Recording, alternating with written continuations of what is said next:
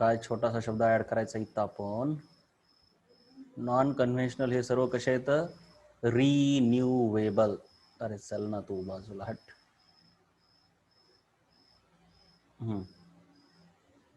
इसको कॉपी करांगा, इधर लेके आएंगा, इससे डाल दूंगा इधर.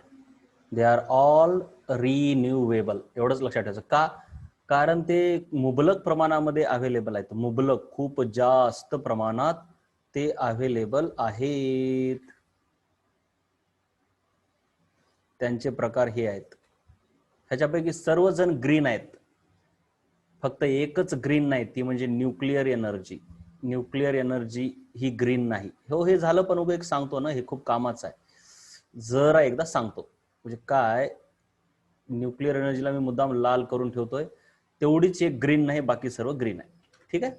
मग आता आपल्याला चॅप्टरचं नाव आहे टुवर्ड्स ग्रीन एनर्जी. म्हणजे आपल्याला हे बघायचंय, पण त्याच्या अगोदर नॉन ग्रीन कोण कोण आहे ते पण बघितलं आपण. कोल एक बघितला, न्यूक्लिअर एक फ्युएल बघितलं. सध्या न्यूक्लिअर फ्युएल चालू आहे. न्यूक्लिअर फ्युएल मध्ये मी काय सांगितलं, न्यूक्लिअर फ्युएल मध्ये मी काय सांगितलं बघा बरं एकदा, की बाबा नो, फ्युजन आणि फिजन अशा दोन रिॲक्शन होतात. आपल्याला आहे फिजन. आपल्याला काय बघायचंय, फिजन. पण फ्युजन ही फिजन पेक्षा भयानक डेंजरस आहे. ठीक आहे, कित्येक पट. तर फिजन कसं करतात, एक तर नैसर्गिकरित्या होतंय किंवा कृत्रिमरित्या पण करता येतंय. आर्टिफिशियल कसं करतात, जो असा मोठा न्यूक्लियस असतो त्याच्यावरती हे प्रोजेक्टाईल छोटासा पार्टिकल न्यूट्रॉन सारखा मारायचा, हे फुटतंय आणि छोटे छोटे प्रोडक्ट तयार होतात, त्याला डॉटर न्यूक्लिय असं पण म्हणतात. आणि आपल्याला जे करायचंय ह्या चॅप्टरमध्ये, ज्याच्यापासून आपल्याला एनर्जी मिळवायची आहे, ते हेच करायचंय. आपल्याकडे युरेनियम नावाचं फ्युएल आहे, जे की न्यूक्लिअर रिॲक्टरमध्ये काम करत असते. त्याच्यावरती बघा, हे झालं टार्गेट. मग त्याच्यावरती हे न्यूट्रॉन मारला की हे प्रोजेक्टाईल म्हटलं जातं. न्यूट्रॉन ह्या युरेनियमवरती मारला, न्यूट्रॉन युरेनियमवरती मारला की युरेनियम फुटतो आणि बेरियम तयार होतंय, क्रिप्टॉन तयार होतंय, 3 नवीन न्यूट्रॉन तयार होतात आणि एवढी मोठी एनर्जी मेगा इलेक्ट्रॉन व्होल्टमध्ये बाहेर पडते. आता हे 3 न्यूट्रॉन जे नवीन तयार झालेत, ते 3 नवीन युरेनियम ॲटमला जाऊन बंबार्ड होतात. कसं? कारण का जे युरेनियम फ्युएल आहे आपल्याकडं, त्याच्यामध्ये करोडो युरेनियमचे ॲटम आहेत की रे, करोडो. असे काही एक आहे का? कित्येक युरेनियमचा एवढा रॉड घेतला, त्यात करोडो करोडो करोडो युरेनियमचे ॲटम आहेत. हे बघा, हे पण युरेनियमचा ॲटम, हे पण युरेनियमचा ॲटम. समजा आपण फक्त याच्या एकट्यावर जर न्यूट्रॉन मारला तर हे फुटला, ह्याच्यापासून 3 न्यूट्रॉन बाहेर निघाले आणि 3 न्यूट्रॉन पुढच्या 3 न्यूक्लियसला फोडलं. मग ह्याच्यापासून पुन्हा 3 न्यूट्रॉन बाहेर निघतात, ह्याच्यापासून पुन्हा 3, आणि हे पुन्हा 3 3 3 3 फोडत जातात. फ्युएल फक्त युरेनियमच आहे आपल्याकडे. म्हणजे तसं काय नाही, थोरियम पासून पण करता येतंय, पण सध्या युरेनियम सर्वात टॉपवर चालतंय, है का नाही. थोरियम पासून पण काम सुरू आहे, कारण भारतात थोरियम खूप मोठ्या प्रमाणात सापडतो, म्हणून आता आपण थोरियम कडे वळायलोत, पण सध्या युरेनियमच जास्त प्रमाणात वापरतात. तर मग तसा हा एक न्यूट्रॉन पुढच्या एका युरेनियमला, म्हणजे असे 3 न्यूट्रॉन पुढच्या 3 युरेनियमला फोडतात. मग ह्या प्रत्येक युरेनियम पासून पुन्हा 3 3 न्यूट्रॉन निघाले. मग असं असं पुढे चालत राहतंय, चालत राहतंय, चालत राहतंय, चालत राहतंय, चालत राहतंय, चालत राहतंय. मग अशी ही रिॲक्शन, तिचा आवाका वाढत जातो. जसा आपण जाळ कसा वाढत जातो, पहिल्यांदा एक ॲटम जळतो, मग हळूहळू वाढत जाते, तसं हे स्फोट म्हणजे असं हे वाढत जाते. आणि हे किती वाढत जाते बघा, तिपटीनं वाढतंय. 3 आधी पहिल्यांदा 1 फुटतो, नंतर 3 फुटतात, त्याच्यापासून 3 पासून 9 फुटणार, मग ह्याच्यापासून 27 न्यूट्रॉन निघतात, ते 27 जणांना फोडतात. ह्या पट्टीमध्ये ते वाढत जाते फुटण्याची रेट. हे कळलं का सांगा? कळलं कसं आहे ते? मग आता प्रत्येक वेळेस एवढी एनर्जी बाहेर पडायला, आता आपल्याला बघायचं की ह्याचं काम कुठं आहे का नाही. युरेनियम एवढं मोठं बघितलं आपण, न्यूक्लिअर एनर्जी, हॅन हॅन हॅन हॅन हॅन भरपूर काय बघितलं. आता आपल्याला बघायचं की ह्याचं काम आपल्याला इलेक्ट्रिसिटी जनरेट करायला कसं करून घ्यायचं. आपल्याला बॉम्ब नाही बनवायचा आहे का नाही. बॉम्ब बनवणं हे आपलं मेन काम नाही. मी आधी इकडे सोपी डायग्राम काढतो, इकडे एक अवघड डायग्राम आहे उजवीकडे, मी इकडे सोपी काढत राहतो सारखी. उजवीकडची तर सांगतोच, पण सोपं सोपंही घेतो एक. हे बघा आपल्याकडे एक असा मोठा चेंबर आहे. ठीक आहे, मी जरा ह्याला आता काय करतो, जरा थांबा. सर लेट झाला जॉईन व्हायला, सांगा की शॉर्ट मध्ये. सर शॉर्ट काय नाही रे बाबा, काहीच झालं नाही, नवीन काहीच सांगितलं नाही, आता तर सुरू व्हायलंय, आत्ता सुरू झाले.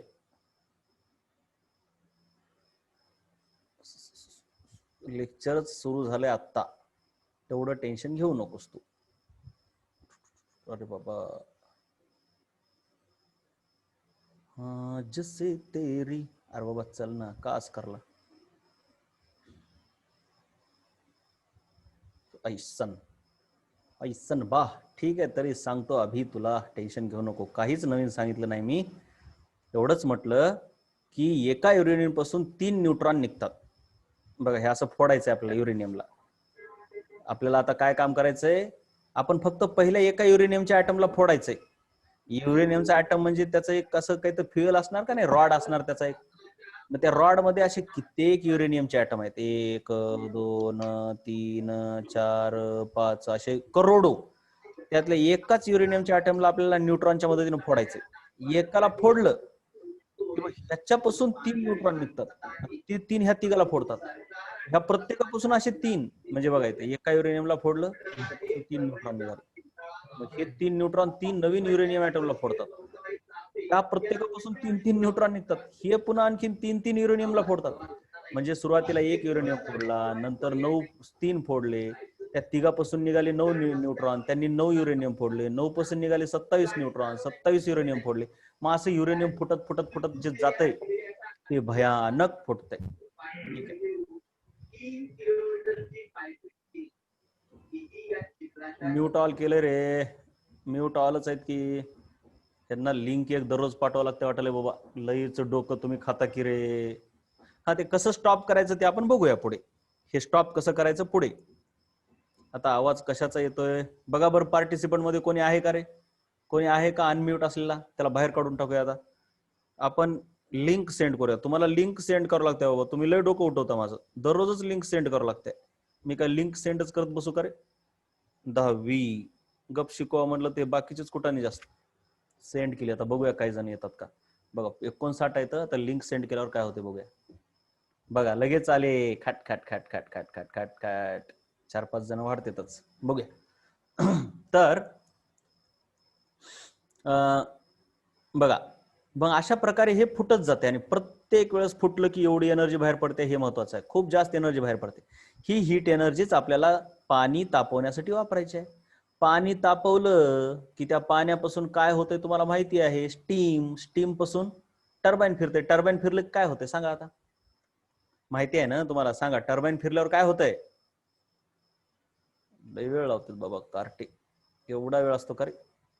एनर्जी, इलेक्ट्रिक एनर्जी भेटते, आणि तेच आपलं मेन काम आहे सध्या. तसं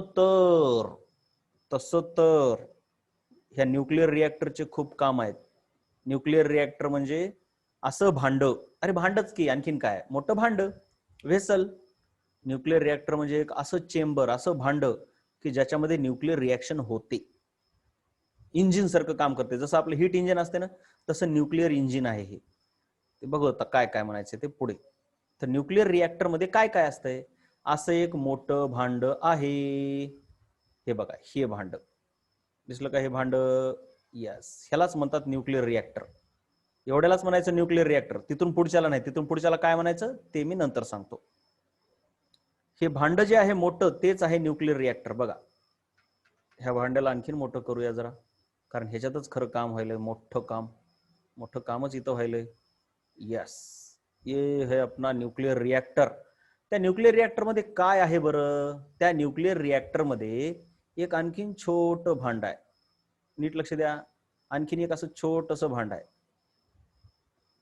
ज्याच्यामध्ये न्यूक्लिअर रिएक्शन होते. हा, नीट लक्ष द्यायचंय, कसलीच घाई झाली नाही पाहिजे.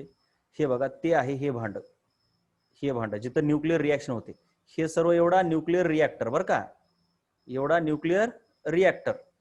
ह्याला म्हणतात न्यूक्लिअर पॉवर प्लांट, हे का नाही. आता स्टीम इंजिन वेगळं, स्टीम इंजिनवर चालणारी रेल्वे वेगळी, हे का नाही. इंजिन फक्त एवढंच आहे, हे ह्याला म्हणायचं इंजिन. आणि त्याच्यापासून एनर्जी तयार केली की हे जरा nuclear power plant. Nuclear reactor कसं असते माहिती का, त्याच्यापासून स्टीम बाहेर पडते, एवढंच लक्षात घ्या. मग ती स्टीम बाहेर पडली की तिचे अनेक उपयोग, इलेक्ट्रिसिटी जनरेट करता येते, त्याच्यानंतर जहाज चालवता येते, मोठे मोठे जे आपले पाणबुडे असतात का नाही त्या न्यूक्लिअर रिॲक्टरवर चालतात. म्हणजे न्यूक्लिअर रिॲक्टर पासून फक्त इलेक्ट्रिकल एनर्जीच नाही, न्यूक्लिअर रिॲक्टर पासून आपण इलेक्ट्रिकल एनर्जी तयार करू शकतो. त्यानंतर पाणबुड्या ज्या असतात सबमर्सिबल त्या चालवतो आपण. त्याच्यानंतर वेगवेगळे आणखीन कामं ह्या न्यूक्लिअर एनर्जीच्या मदतीने करता येतात. मोठे मोठे यंत्र चालवता येतात. मग अगदी न्यूक्लिअर रिॲक्टर शिकायचं आपण. तर न्यूक्लिअर रिॲक्टर मध्ये एक असा मोठी खोली आहे, चेंबर. चेंबर म्हणजे खोली. आणखीन काय असते, हार्टला 4 चेंबर असतात तसे चेंबर. व्हेसल, भांड, असं काही म्हणा हो, काय फरक पडतो. मग त्याच्यामध्ये एक व्यवस्था केलेली आहे. कशी व्यवस्था केलेली आहे, त्या भांड्यात एक छोटं भांड ठेवलंय. हे जे छोटं भांड आहे त्याच्यामध्ये न्यूक्लिअर रिॲक्शन होते. खरी न्यूक्लिअर रिॲक्शन इथं होते, ते फुटायला नाही युरेनियम, ती इथं होते. म्हणजे युरेनियमचे रॉड तुम्हाला इथंच आणून ठेवावे लागतील. आपण एकच रॉड ठेवूया, 2 रॉड ठेवूया, जाऊ द्या. युरेनियमचे रॉड इथं ठेवले जातात असे, टिडिंग टिडिंग, 2 रॉड ठेवूया आपण छोटस. हे युरेनियमचे रॉड आहेत. मस्त एकदम प्रोसेस समजून सांगतो तुम्हाला, टेन्शनच नाही. ठीक आहे. हे 2 युरेनियमचे रॉड समजा आपण इथं ठेवले. नीट लक्ष द्या, आपण शिकायलो, नीट लक्ष द्या बाळांनो, नीट लक्ष द्या, घाई नाही झाली पाहिजे. न्यूक्लिअर रिॲक्टर होणार, न्यूक्लिअर रिॲक्शन होणार एक व्हेसल आहे छोटस. त्याच्यात आणखीन 1-2 वस्तू मिसळल्या. 1-2 वस्तू म्हणजे कोणत्या, हिच्यासोबत हे मिसळलं. हे म्हणजे काय आहे, हीट एक्सचेंज करणारं डिव्हाइस आहे. म्हणजे इथून एनर्जी ह्याच्याकडे जाते, हीट एक्सचेंज करणारं डिव्हाइस. हीट एक्सचेंज त्या दोघांना मिळून जे हे तयार झालं, एवढं हे एवढं तयार जे झालं, एवढं ह्याला म्हणायचं न्यूक्लिअर रिॲक्टर. Nuclear reactor. ह्या न्यूक्लिअर रिॲक्टरचं काम काय आहे, न्यूक्लिअर एनर्जी पासून झूम करता येतं, वा वा छान. न्यूक्लिअर एनर्जी पासून, तुम्ही ते बॉयलरच म्हणा, सिंपल. हीट एक्सचेंज करणारं डिव्हाइस ते बॉयलरच आहे. एकदम छान, अतिशय सुंदर, ते बॉयलरच आहे. मी तुम्हाला सांगितलंय ना बॉयलर विषयी. यस, मला वाटलं बॉयलर शब्द सांगितलं की कळायचं नाही, पण तुम्हाला सांगितलं मी बॉयलर काय असते ते. हीट एक्सचेंजेस होते ना बेटा बॉयलर मध्ये. आणखीन काय होते, एकाची हीट दुसऱ्याला जाते. मग हे बॉयलर, ह्याला बॉयलर लिहूया आपण. ह्या बॉयलर मधून इथून अशी स्टीम बाहेर पडते, आणि ह्या स्टीमला मग काही करायला लावता येते ना. जर ह्या स्टीमला आपण इलेक्ट्रिसिटी जनरेट करायला लावली, असं काही तर टर्बाईन फिरबाईन लावून, कि मग ह्या पूर्ण सेटअपला म्हणायचं न्यूक्लिअर पॉवर प्लांट. ठीक आहे. पण इथून एवढा न्यूक्लिअर रिॲक्टरच आहे. हा न्यूक्लिअर रिॲक्टर आपल्याला आणखीन दुसऱ्याही कामाला लावता येतो. सबमर्सिबल म्हणजे पाणबुड्या चालवायला. राईट आहे का नाही. एक लक्षात घ्या, तुम्हाला न्यूक्लिअर रिॲक्टर ऍप्लिकेशन्स म्हणण्यापेक्षा न्यूक्लिअर रिॲक्टर आणि न्यूक्लिअर पॉवर प्लांट ह्याच्यातला फरक कळला का ते आधी सांगा. न्यूक्लिअर रिॲक्टर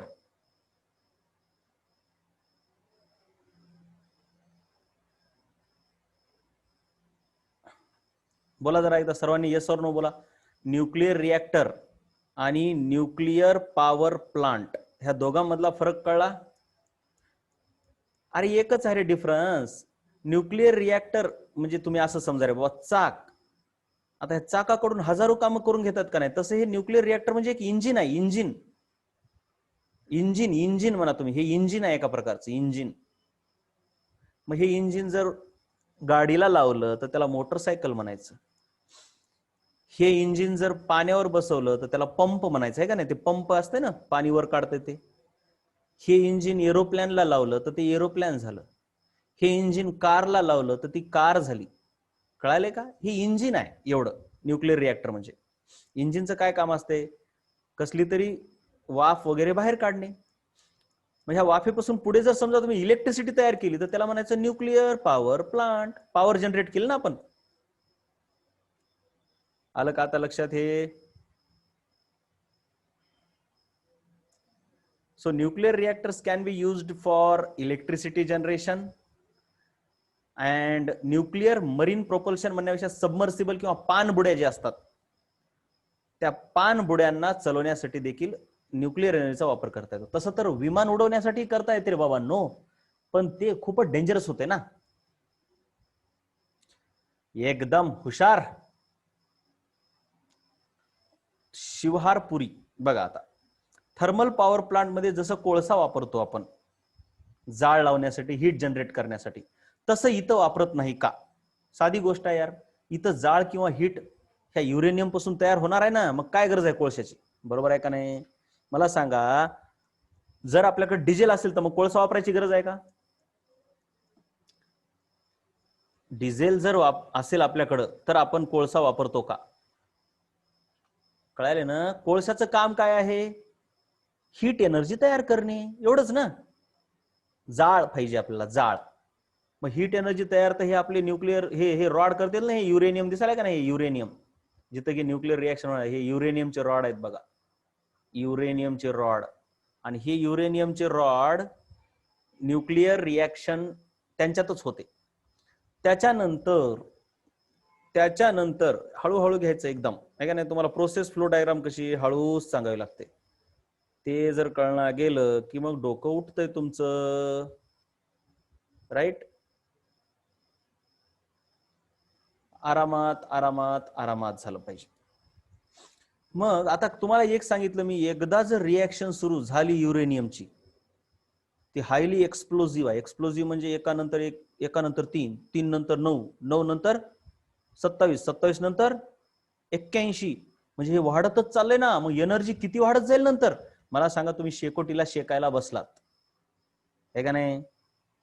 तर शेकोटीचा जाळ कधी कधी अचानक वाढतो. तो जाळ कंट्रोल मध्ये असेल तर हिवाळ्यामध्ये मजा येईल, मजा घ्यायला, आहे का नाही? आरामात मस्त जरा शेकत शेकत बरं वाटेल. पण तो जाळ जर अनकंट्रोलेबल झाला तर तुमचं कुठलं कुठलं काय काय जळेल कळेल का तुम्हाला? म्हणून तो जाळ कंट्रोल करण्यासाठी तुम्ही ते लाकडं जे टाकत असतात किंवा गवत टाकतात ते कमी जास्त करत असतात. कळायले का? येस और नो सांगा. जाळ कंट्रोल करणं गरजेचं आहे का नाही? मग तसंच काय असतं आता, हे इथं बघा, हे जे युरेनियमचे रॉड आहेत, ह्या युरेनियमच्या रॉड म्हणजे भरपूर रॉड असतात. आता मी उभे 1-2 दाखवलेत बघा. इथं तयार झालेला न्यूट्रॉन, मी रॉड इथं काढतो बघा, असा एक रॉड काढतो युरेनियमचा, हिरवा आहे ना, चला, आणि असा एक काढतो, मुद्दाम दूर दूर काढला. आता इथं एखादी रिएक्शन झाली की हा न्यूट्रॉन इथून ह्याच्यावर जाऊन फुटतो आणि इकडच्या युरेनियमला फोडतो. मग हे फुटत जातंय फुटत जातंय फुटत जातंय. पण जास्तच झालं की आपण काय करतो, इथं ह्या दोघांच्या मध्ये एक असा रॉड इन्सर्ट करतो, जेणेकरून इथला न्यूट्रॉन ह्याला फोडण्याच्या ऐवजी इथेच अडणार आणि न्यूट्रलाइज होणार. म्हणजे ते न्यूट्रॉन आता बिनकामाचा झाला. म्हणजे जर न्यूट्रॉनची संख्या जास्तच वाढली तर आपण ती न्यूट्रॉन ऍब्झॉर्ब करण्यासाठी कंट्रोल रॉड टाकतो. कंट्रोल रॉड असे मध्ये टाकले की ते काय करतात, हे न्यूट्रॉनची युरेनियमवर आदळण्याची प्रक्रिया कमी करतात.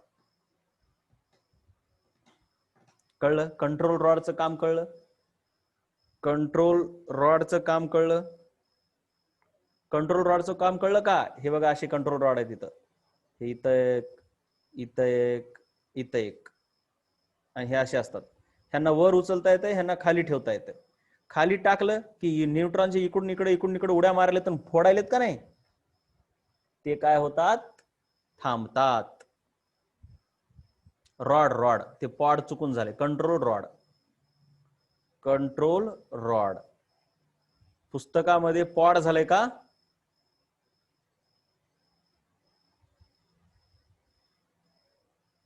पुस्तकामध्ये पॉड झालंय का? ठीक आहे, काय नाही, ते रॉड आहे.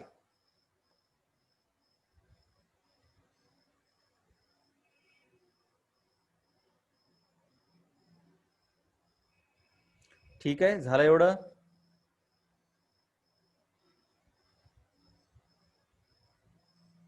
नेक्स्ट, आणखीन एक शब्द असतो मॉडरेटर. आता मॉडरेटर म्हणजे काय असतंय ते तर एनिवेज हे बघा इथं भरलेलं असते पूर्ण. इथं जरा नीट लक्ष द्या. हे बघा इथं भरलेलं असतं हे मॉडरेटर. थांबा आपण असा स्प्रे घेऊया. मॉडरेटर हे एक दिसणारा कलर, हा हे मॉडरेटर असं मध्ये इथं भरलेला आहे, पूर्ण भरलेला असं मॉडरेटर. काय सांगावं काय नाही, हे असं भरलेलं आहे. मॉडरेटर एनिवेज काय करतंय माहितीये का? हे बघा हे moderator moderator moderator moderator moderator anyways काय करतंय माहितीये का? इथून न्यूट्रॉन निघाला, तो इकडं चाललाय. जर मॉडरेटर नसला असता तर लय जोरात गेला असता, अति जोरात. पण मॉडरेटर आहे म्हणून तो तेवढ्या जोरात जाऊ शकत नाही, जरा हळूच जातो. मग हळूच गेल्यामुळे कसं आहे, एखाद्या वेळेस युरेनियमला फोडतो किंवा नाही फोडत. म्हणून न्यूट्रॉनची ताकद फोडण्याची मॉडरेटरमुळे न्यूट्रॉनची ताकद वाढली का कमी झाली? अरे न्यूट्रॉनची ताकद कमी झाली. म्हणजे एक लक्षात घ्या, आपल्याला मेन करून न्यूक्लिअर रिॲक्शनचा रेट वाढवायचा नाही, आपल्याला तिचा रेट काय करायचा आहे, डिक्रीजच करायचा आहे. कारण ती भयानक वाढणारी रिॲक्शन आहे, म्हणून तिला सतत विझवत राहावं लागतंय. मग विझवण्यासाठी तर पहिलं काम काय, मॉडरेटर आहेच. मॉडरेटर हा हेवी वॉटर मॉडरेटर म्हणून वापरतात. हेवी वॉटर म्हणजे हायड्रोजनचं एक आयसोटोप आहे ड्यूटेरियम, H2O च्या ऐवजी D2O, ह्याला हेवी वॉटर म्हणतात. तर हे heavy water D2O, heavy water म्हणजे D2O, हेवी वॉटरला मॉडरेटर म्हणून यूज करतात. मॉडरेटर सांगतो रे पिल्ल्या, टेन्शन नको घेऊ. कंट्रोल रॉड तर आहेतच. मला सांगा, तो एक जण काय म्हणतोय, सर कंट्रोल रॉड आहेतच की, मग मॉडरेटरची काय जरूरत आहे? अरे बाबांनो, गाडीला मागचं ब्रेक असतेच, पुढचं पण का देते? साधी गोष्ट आहे ना. हँड ब्रेक असतेच, तरी 4 ब्रेक का असतात? म्हणजे कंट्रोल आणखीन वाढवण्यासाठी ना. सहसा हे कंट्रोल रॉड इथं मध्ये घुसलेले नसतात. बघा हे युरेनियमचे रॉड आणि कंट्रोल रॉड असे वरच असतात.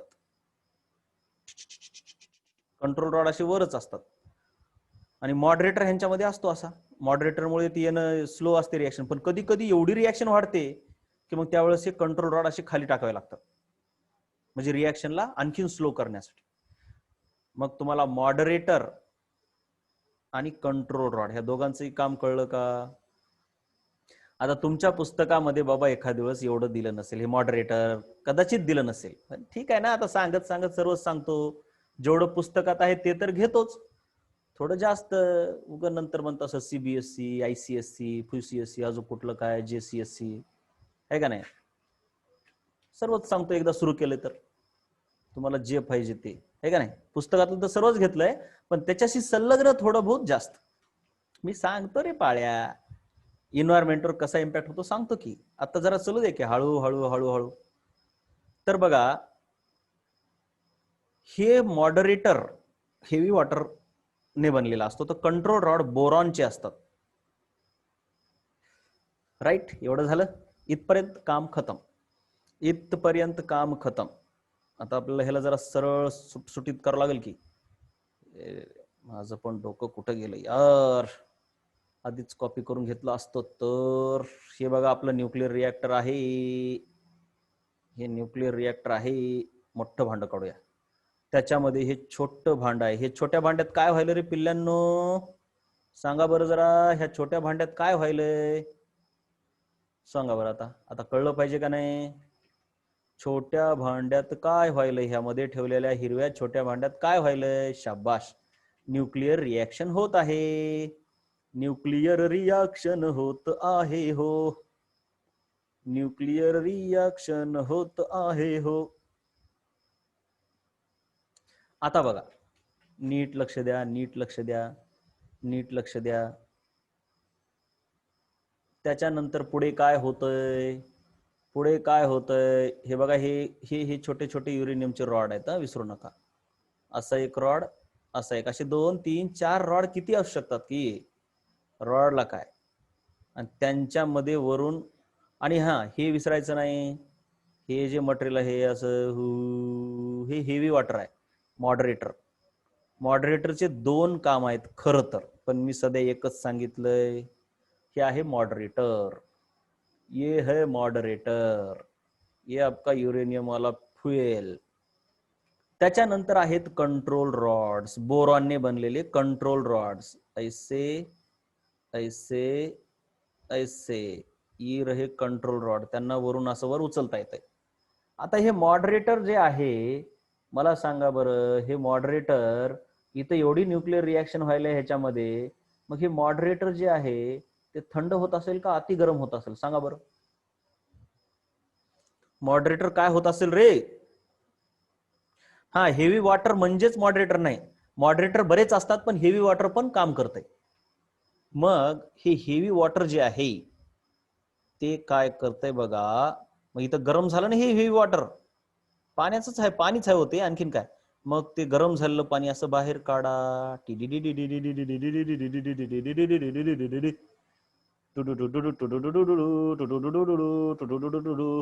मग याचं पाणी घ्यायला इथं एक वस्तू ठेवलेली आहे, है ना? कैसन बा? ठीक बा. ही बघा, ही वस्तू बॉयलर नावाची वस्तू दिसली का? ही बॉयलर नावाची वस्तू इथं ठेवल्या. मग बॉयलर मध्ये हा येतो, हा हेवी वॉटर आहे का नाही? हेवी वॉटर कसं आहे, तेवढ्या जास्त प्रमाणात नसते हो आपल्याकडे. हेवी वॉटर आपल्याकडे जास्त प्रमाणात नसतंय, म्हणून हेवी वॉटरची स्टीम करून बाहेर नेता येत नाही. हेवी वॉटर ह्याच्यात घुसलं की त्याला मग असं करतात. आता तिथे एकच कॉईल दाखवल्या, पण खूप कॉईल असतात अशा. डी डी डी डी डी डी डुडून डुडून डुडून डुडून.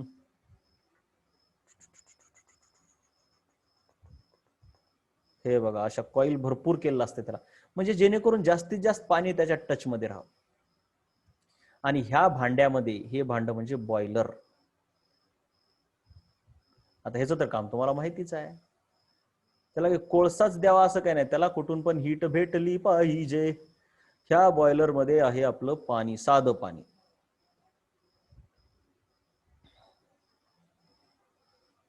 इकडून आलंय आपलं हेवी पाणी, हेवी वॉटर आहे बरं का, D2O. हे D2O.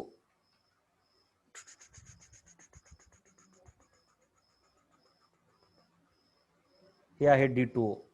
नीट लक्ष द्या. ड्रिंकिंग वॉटर तुमचं H2O असतं, त्याच्यात थोडे मिनरल असतात. हेवी वॉटर D2O आहे, हे पित नसतो आपण, सांगतो रे. मग हे जे D2O आहे हेवी वॉटर, त्याचे दोन काम आहेत, म्हणजे मॉडरेटर म्हणून काम करतो ना. एक, न्यूक्लिअर रिॲक्शन वरती कंट्रोल ठेवणे, आणि दुसरं, न्यूक्लिअर रिॲक्शन मध्ये तयार झालेली हीट, न्यूक्लिअर रिॲक्शन मध्ये तयार झालेली हीट ह्या बॉयलर कडे ट्रान्सफर करणे. Heat transfer to boiler.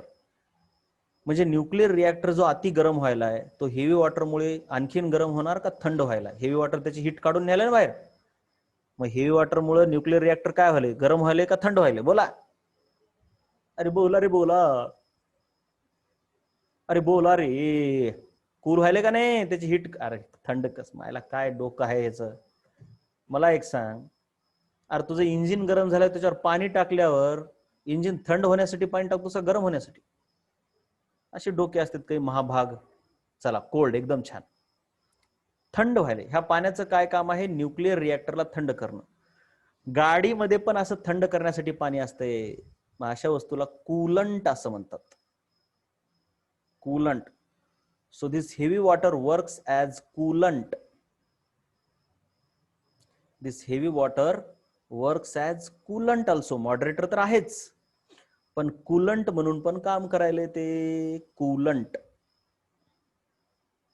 मग आता हेवी वॉटरने हीट आणली, इकडे हेवी वॉटर एकदम गरम आहे, असं गरम म्हणजे लाल, एकदम तापून आले यार. पण इथं पाणी जरा थंड आहे, म्हणून जसजसं इकडे जाईल तसतसं त्याची गरमी कमी होत चालली, आणि गरम मधून ते हळूहळू थंड होत जाते. कारण त्यानं त्याची जी गरमी आहे ती कुणाला दिली? सांगा बरं आता, कुणाला दिली त्यानं त्याची गरमी? कुणाला दिली? हे मध्ये असणाऱ्या नॉर्मल वॉटरला, बॉयलर मधल्या नॉर्मल वॉटरला H2O ला दिली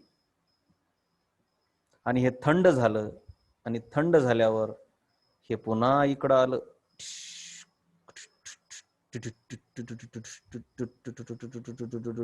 गेलं का ह्याच्यात, पुन्हा मग इथं जाऊन काय होईल, ते थंड होईल का गरम होईल पुन्हा सांगा, अरे सांगा रे, गरम होईल का नाही, हा मग गरम झाल्यावर पुन्हा इथून गरम निघालं, इथं जाऊन थंड झालं. आता तुम्हाला हीट एक्सचेंजचं कळलं की सर्व कसं होतंय ते. आता हे पाणी आधी थंड होतं, पण ह्या हेवी वॉटरनं त्याला काय केलं, थंड केलं का गरम केलं, अरे बोला रे बोला, बोला की दादा नो. हा, हेवी वॉटरनं त्याला काय केलं, हॉट केलं, बॉईल एकदम गरम केलं, भयानक गरम केलं. एवढं गरम होतं हे मधलं पाणी की त्याची वाफ तयार होते आणि ती वाफ इथून आपण बाहेर काढतो. वाफ बाहेर निघाली, न्यूक्लिअर रिएक्टर संपला. न्यूक्लिअर रिएक्टरचं हेच काम आहे, न्यूक्लिअर रिएक्शन घडवून आणणे, हेवी वॉटरच्या मदतीने साध्या वॉटरला हीट देणे आणि त्या साध्या वॉटरचं स्टीम मध्ये कन्व्हर्जन करणे, एवढा आहे न्यूक्लिअर रिएक्टर. सर्वात पहिले न्यूक्लिअर रिएक्टर कळला का, न्यूक्लिअर रिएक्टर कळला का,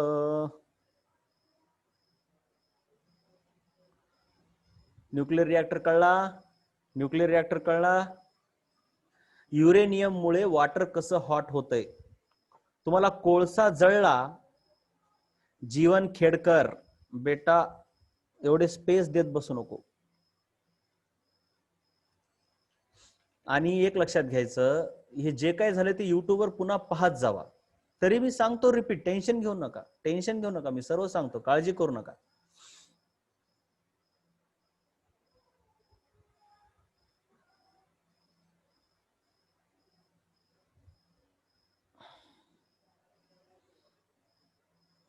हे झालं काम, इथपर्यंत लक्षात आलं का, पुन्हा आणखी शांत विचार करा, काय काय झालं ते बघा. एनर्जी कुठून कुठून कशी कशी गेली हे आधी सांगतो. आता युरेनियम मुळे कसं गरम होतंय, म्हणजे मी तुला सांगितलं की बेटा, आता कोळसा जळाल्यावर कसं गरम होतंय, कारण कोळशामधून एनर्जी बाहेर पडते ना, हीट एनर्जी. तसं हे युरेनियमवर न्यूट्रॉन जाऊन आदळला की स्फोट होतो ना युरेनियमचा, आणि स्फोट होताना त्याच्यामधून अशी एनर्जी हीट बाहेर पडते, जशी जाळ बाहेर पडतो का नाही लाकड जळल्यावर, तसं त्या युरेनियम मधून पण हीट बाहेर पडते. रॉकेल जळतंय बघ, रॉकेल जळाल्यावर जाळ लागतो का नाही, तसं ते युरेनियम मधून 230 mega volt, mega electron volt आपण लिहिलं का नाही, 230 मेगा इलेक्ट्रॉन वोल्ट, मग ते काय होतं, ते हीटच बाहेर पडते ना. युरेनियम जसा जसा फुटत जातो इथला युरेनियम, तशी तशी हीट बाहेर पडते, तशी तशी हीट बाहेर पडते. वैष्णवी कोणतरी विचारला होता प्रश्न, वैष्णवी नाही कोण विचारला होता, त्याला लक्षात आलं का की हीट कशी बाहेर पडते युरेनियम मधून, आणि हीट बाहेर पडली की ते पाणी ते हीटला ऍब्झॉर्ब करते आणि पाणी गरम होते. यस, अब बात करेंगे आगे.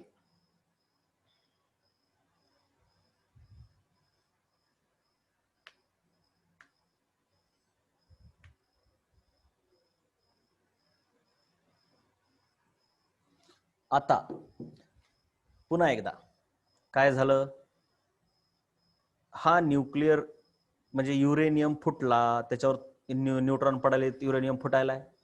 युरेनियम फुटत जसा जसा फुटेल, जसजसा फुटेल तस तसं ह्याच्यामधून अशी हीट बाहेर पडते, जाळ बाहेर पडतो. तो जाळ बाहेर पडला की हे मध्ये जे आहे ते हेवी वॉटर गरम व्हायलंय, हेवी वॉटर गरम झालं की ते इथून बाहेर यायलंय, इथून बाहेर झालं की ते इकडचं एक नॉर्मल वॉटर जे आहे H2O, हेवी वॉटर म्हणजे D2O, D2O इथं हीट आणली की गरम पाणी आहे, D2O म्हणजे गरम आहे, मग ते गरमी त्यानं बाहेर सोडतं इथं, मग हे बाहेरचं बाजूचं पाणी गरम होतंय आणि D2O हळूहळू थोडंसं थंड होतंय, आणि पुन्हा थंड झालेला D2O पुन्हा इथं आणतात, पुन्हा इथं आला की ते हेवी वॉटर पुन्हा गरम होतंय इथल्या गरमीमुळं, पुन्हा इकडं, पुन्हा ह्याच्यात गेलं की थंड होतंय, थंड होऊन बाहेर आलं की पुन्हा ह्याच्यात गेलं की गरम होतंय, गरम होऊन बाहेर आलं की पुन्हा ह्याच्यात जातंय, असं चलत राहतंय. ह्याला म्हणतात कूलंट, कारण का तर त्यानं ह्याला थंड करायला. मग आता ह्या पाण्याची वाफ झाली आणि हे वाफ बाहेर पडली, हे एवढा झाला न्यूक्लिअर रिॲक्टर. आता ह्या वाफेला आपण काय करतो, आपल्याला तर सध्या काय काम आहे, ही वाफ आहे तिला कोणावर आदळायचं सांगा, तुम्हीच सांगा. ह्या वाफेला आपण काय करत असतो, आता मागच्या जसं चॅप्टर मध्ये झालं होतं तेच आहे, मागच्या वेळेस झालं ते टर्बाईनला. मग ही टर्बाईन फिरते, हे बघा ही टर्बाईन दिसले का, ही टर्बाईन फिरते, टर्बाईन जनरेटरला जोडलेली असते, हे जनरेटर आहे, आणि जनरेटर पासून इलेक्ट्रिकल एनर्जी बाहेर पडते. आणखीन काय असते, आपलं काम इथंच झालं, जनरेटर पासून इलेक्ट्रिक एनर्जी बाहेर पडते.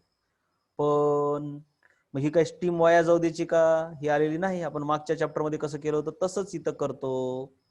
इथं आपण एक पुन्हा असं चेंबर लावतो, चेंबर म्हणजे खोली. हे बघा इथं पण लावलंय, बघा लावलंय का ही खोली, ही बघा ही दिसली का खोली, हे का नाही दिसली का ही खोली. ह्या खोलीचं काम काय असते माहिती आहे तुम्हाला, हे ऑलरेडी झाले बरं का आपलं, काळजी करू नका. मग इथं ही स्टीम इथं ह्याला आदळते, ह्याला फिरवते, आणि आदळून इथं लागून लागून कंडेन्स होऊन अशी खाली पडते बघा. पण ती थंड नसते, अतिशय गरम असते, कारण ती स्टीम आहे ना, आत्ताच नेमकीच स्टीमचं कन्व्हर्जन पाण्यात झालं. मग हे हायली गरम पाणी आहे, हायली हायली हायली गरम, खूपच गरम. मग ह्या गरम पाण्याला आधी थंड करावं लागतंय. मग ह्या गरम पाण्याला कसं थंड करतात, इकडून एक पाईप आणतात, माहितीये, आठवलं का, इकडून एक पाईप आणायचा, पण इथं पुस्तकात कसं दाखवलाय, डायरेक्ट असा असा. ह्या पाईप मध्ये इकडून आधी थंड पाणी असते, कूल वॉटर. बरं जाऊ द्या, खालून आधी घेतले, चला खालून घेतले तर खालून आपल्याला काय फरक पडतो हो.